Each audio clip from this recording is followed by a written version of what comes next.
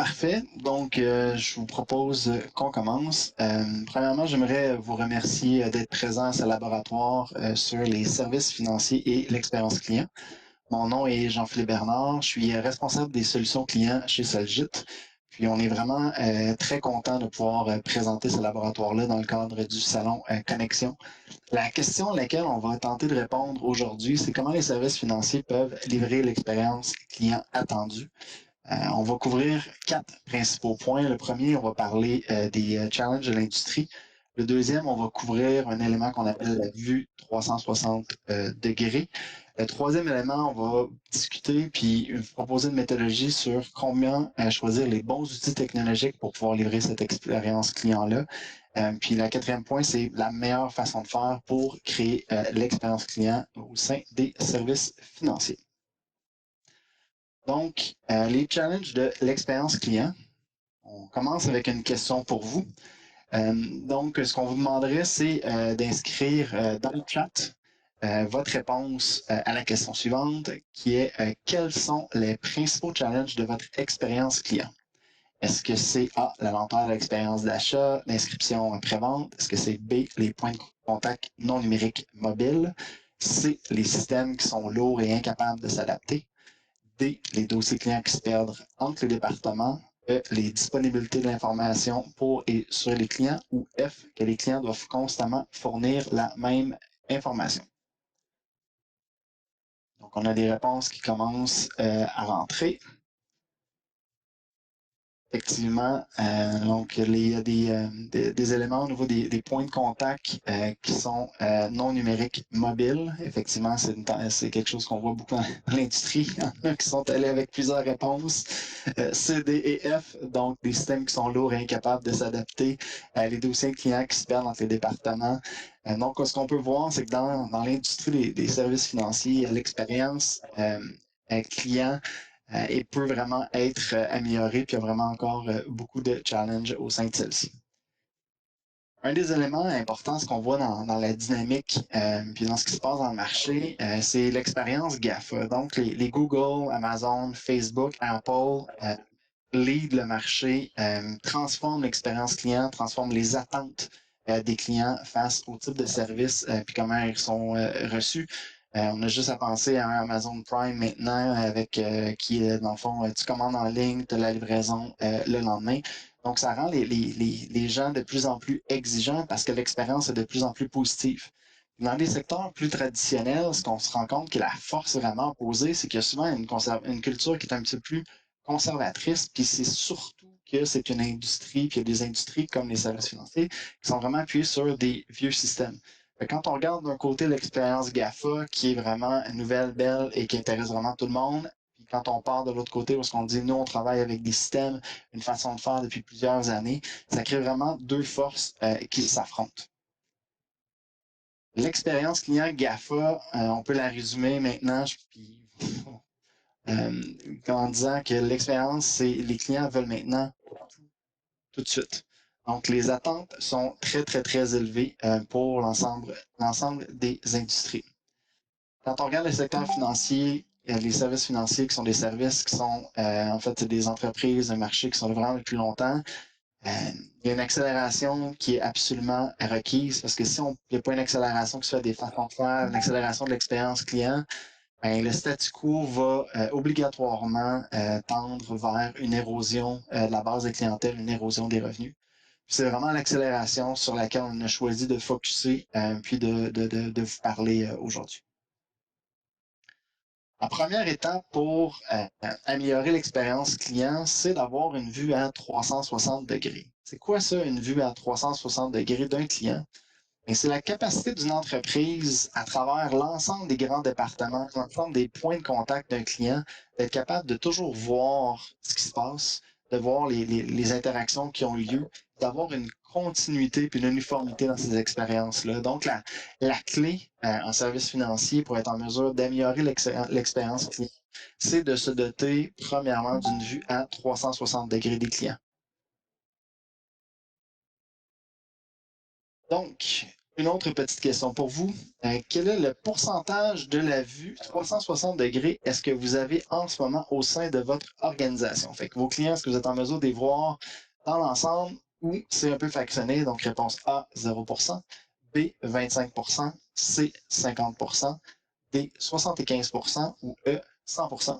Donc, si vous pouvez mettre vos réponses dans le chat, ça serait apprécié.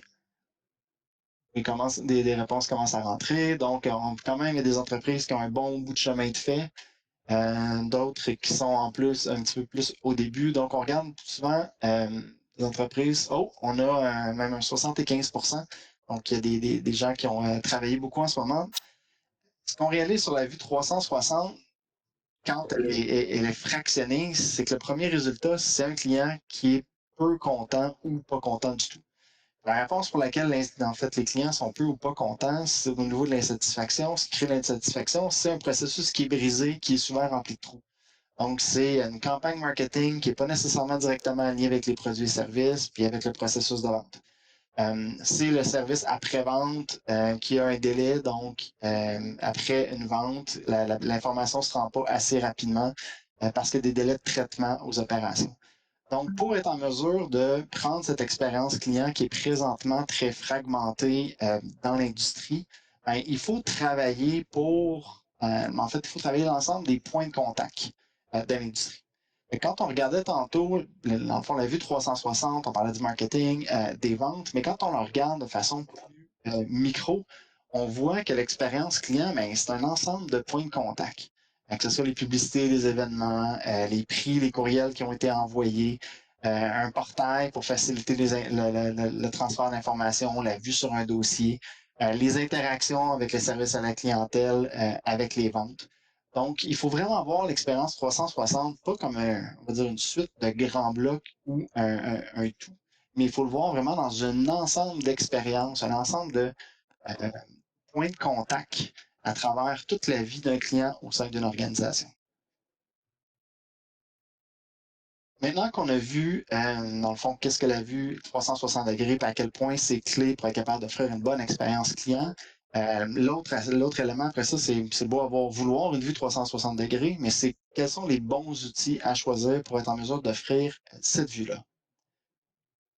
Quand on parle de choix d'outils, on parle d'un projet de transformation numérique ou un projet TI. Donc, je vous pose la question, encore les réponses dans le chat. S'il vous plaît, un projet de transformation numérique vous fait penser à A, un éléphant, B, un guépard, C, un escargot, D, un castor, E, un paresseux, F, un chameau ou G, un colibri.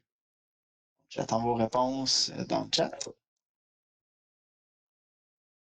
Un castor, un chameau, un éléphant. OK. Effectivement, donc, je pense que les images parlent beaucoup d'eux-mêmes. C'est un projet éléphant, on parle d'un projet qui va être souvent lourd, lent, dur à déplacer. Quand on parle des projets castors, c'est des projets, en fait, un peu de castors bricoleurs qui peuvent ultimement aussi faire beaucoup de dégâts si malheureusement ça résulte, le barrage qu'on essaie de créer résulte en une inondation. Puis il y a les projets aussi chameau, donc la traversée du désert, ça finit par se traverser, mais on a chaud à travers tout le projet. Donc quand on choisit nos outils ou les outils avec lesquels on va travailler, il faut comprendre qu'au sein d'une entreprise, on va avoir soit une ou des plateformes, soit une ou des applications. Ce qu'on veut vraiment chercher à avoir, c'est le moins de plateformes possible, le moins d'applications possible, parce que plus on va avoir de plateformes, plus on va devoir faire de liens et plus ça va être compliqué. Donc, quand vous allez regarder pour choisir vos outils qui vont vous donner la vue 360 degrés pour être capable d'améliorer l'expérience client, c'est vraiment important de faire des choix d'une plateforme qui vont consolider le plus possible. Au final, il ne faut pas vous inquiéter si vous avez plus qu'une plateforme parce que dans le fond, il y a plusieurs plateformes qui existent, il y a des plateformes qui sont spécialisées, mais il faut éviter absolument d'en avoir un trop grand nombre pour en garder le moins possible. Dans le fond, il faut, quand on regarde un peu les industries, c'est de dire, ben, on part presque d'un système par département. avec des intégrations limitées. Donc, le département a son petit système, sa petite façon de faire. Tout est géré en silo. Puis quand on travaille avec les systèmes légataires, puis on veut améliorer nos façons de faire, on réalise que c'est compliqué, que ça prend du code, de la programmation informatique pour pouvoir faire fonctionner ça. Alors que quand on choisit nos plateformes, maintenant, il faut absolument choisir des plateformes qui vont regrouper le plus possible d'aspects de la vue 360 des clients. Donc, un des chiffres que nous, on recommande, c'est de dire on vise 4 départements connectés. Donc, une plateforme, 4 départements, 4 aspects de la vue 360 degrés qui sont intégrés. On cherche à avoir des plateformes où on travaille en mode configuration, en mode point and click. Donc, on n'est plus dans le code du tout. Facilité à travailler avec la plateforme, facilité de la faire évoluer dans le temps. Puis ces plateformes-là, on s'assure qu'elles soient facilement intégrables avec d'autres systèmes. Donc, c'est vraiment la clé parce que les intégrations avec d'autres systèmes vont permettre à l'entreprise d'évoluer, d'être capable d'aller chercher vraiment les meilleurs éléments, les meilleurs aspects qui sont disponibles pour les outils. Donc, on a parlé des challenges de l'industrie, de la vue 360 degrés. On a couvert les meilleures façons de faire pour bien choisir nos outils avec lesquels travailler. Maintenant, on va parler de créer l'expérience. Comment on crée l'expérience client? Petite question pour vous. Quelles étapes de l'expérience client aimeriez-vous améliorer au sein de votre entreprise? Est-ce que vous voudriez permettre à vos clients d'obtenir de l'information plus facilement sur les produits et services? Est-ce que vous aimeriez que les points de contact de vos clients soient plus faciles? Est-ce que l'acquisition du produit ou du service soit plus simple? L'utilisation d'un produit ou du service? E, le service après-vente? F, la modification du produit ou du service? G, le programme de fidélisation des clients? Ou H, la transition entre chaque étape? Donc, on regarde les réponses entrées. Donc, la transition de chacune des étapes. J'ai vu l'acquisition d'un nouveau produit. A, E et H. Donc, on a obtenu l'information, les services après-vente et la transition de chacune des étapes. Donc, comme on voit, pour créer l'expérience client, encore aujourd'hui, il y a des éléments. En fait, c'est un processus qui est assez complexe à bâtir. Quand on regarde l'expérience client, quand on veut créer quelque chose de rapide, la façon dont on l'a simplifié, c'est qu'on travaille au niveau d'un point de contact. Donc, l'expérience d'un client, c'est l'ensemble des points de contact qu'il y a eu avec l'entreprise. Fait que les points de contact, on veut s'assurer qu'ils soient beaux, clairs, agréables, rapides, intuitifs et personnalisés.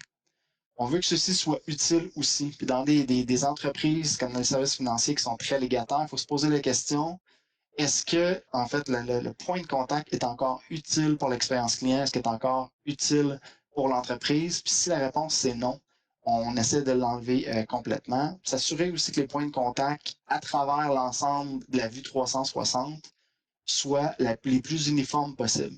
Donc, ça va permettre aux clients de de vraiment vivre l'expérience client, puis d'avoir des attentes qui vont être constantes à travers l'ensemble des départements. Puis, l'autre élément, c'est de s'assurer que l'expérience soit celle qui est attendue. Donc, l'expérience attendue, on se ramène beaucoup au Google, Amazon, Facebook, des expériences clients qui sont dynamiques, simples. L'expérience client, c'est un tout. C'est vraiment un continuum. Fait qu'on a parlé des points de contact, mais il ne faut absolument pas négliger les transitions entre chacun des points de contact. Donc, quand on regarde l'ensemble de la chaîne, marketing, vente, opération, souvent même plusieurs étapes à travers, par exemple, les opérations, on doit porter une attention particulière aussi aux points de transition, à la transition entre les différents points de contact. Donc, on cherche à améliorer chacun des points de contact et on cherche ensuite à s'en assurer que la transition à chacun de ceux-ci soit les plus simples possibles. Comment on améliore ça, l'amélioration de l'expérience, en fait, des points de contact puis des transitions? Ben, l'amélioration de l'expérience client, c'est plus quelque chose qui se fait avec des projets TI sur 6, 12, 18, 24 mois. Maintenant, on travaille à faire des améliorations d'expérience client par semaine, par mois et par 3 mois. Par semaine, on vise à faire de petites choses, des choses qu'on est capable de mettre en place rapidement. En un mois, ça va être des choses un peu plus grosses, puis grandes, on va dire, à vraiment des éléments d'intégration d'entreprise comme telle. Quand on parle de petites améliorations, on va parler souvent d'automatiser une tâche. Donc, rendre le traitement de plusieurs des demandes qu'il y a dans le domaine plus facile. Au niveau moyen, on va regarder les processus souvent entre les départements, s'assurer que le flow, l'information fonctionne vraiment bien. Puis des grandes intégrations, des fois, c'est la création d'un nouveau module, une nouvelle valeur ajoutée, l'implantation d'un nouveau service ou l'intégration vers un système existant. Quelques exemples pour vous. En termes d'amélioration d'une semaine, là, moi, quelque chose qui me surprend encore la dernière fois que j'ai fait affaire avec l'équipe de gestion finance avec mon courtier, il m'a envoyé encore des papiers par la poste que j'avais signés. La signature électronique au sein d'une entreprise, c'est quelque chose qui peut s'installer en une semaine. On parle aussi maintenant des courriels d'embarquement des nouveaux clients, mais surtout les automatismes qu'on peut mettre en place au niveau des renouvellements, c'est-à-dire de s'assurer que notre processus de renouvellement il est systémisé. Fait que c'est plus dans la tête de quelqu'un qui sait qu'il faut qu'il envoie la lettre de renouvellement ou être capable d'avoir qui doit avoir un traitement manuel, mais c'est vraiment quelqu'un qui est capable un système qui est capable de le prendre pour déclencher le processus. Quand on parle d'amélioration de l'expérience client moyenne, un portail client, maintenant, en dedans d'un mois, on est capable de fournir l'information de base à un client, on est capable de lui présenter son dossier, les documents pertinents. Peut-être que vous travaillez avec des partenaires aussi, créer quelque chose, un portail qui permet de faire la transition de l'information plus rapidement, d'avoir des communications sécurisées, puis des canaux de communication pour chacun des clients. C'est toutes des choses qu'on peut mettre en place en un mois. Améliorer un peu le processus, donc de prendre le temps de le définir, de le configurer, de le mettre en place, c'est moins d'un mois maintenant. Quand on regarde les renouvellements d'assurance, savoir comment ça va coûter, s'assurer que les outils de cotation que pour le traitement hypothécaire, que tout ça s'est mis en place, que l'estimation, que les calculs peuvent être faits en ligne, parce qu'on veut que l'expérience client soit la plus fluide possible à travers l'ensemble des aspects. Quand on regarde les grandes intégrations, là, en 3 mois maintenant, les entreprises sont en mesure de mettre en place pas juste un portail client, une application client mobile, une application partenaire pour faciliter les interactions, un service à la clientèle omnicanal, donc être capable de communiquer par chat, par SMS. Un des éléments aussi qui peut être mis en place, qui je trouve vraiment intéressant, c'est je sais que moi, j'ai toujours de la difficulté à entrer en contact avec mon courtier d'assurance. Pour les assurances du condo où je travaille, j'aimerais ça pouvoir, des fois, au lieu de l'appeler puis jouer à la boîte vocale, être en mesure de lui booker du temps directement dans son calendrier. Mais c'est le genre d'amélioration qu'on est capable de mettre en place en 3 mois très facilement. Quand on regarde l'intégration du logiciel client au CRM, capable d'avoir non seulement la vue client, mais les informations au niveau du système financier, les informations au niveau des polices d'assurance, vraiment intégrées dans une vue 360 degrés du client. Donc, on vous a préparé un petit aide-mémoire pour être en mesure de ramener les grands aspects de notre laboratoire aujourd'hui. Donc, le premier élément, c'est d'avoir une vue à 360 degrés.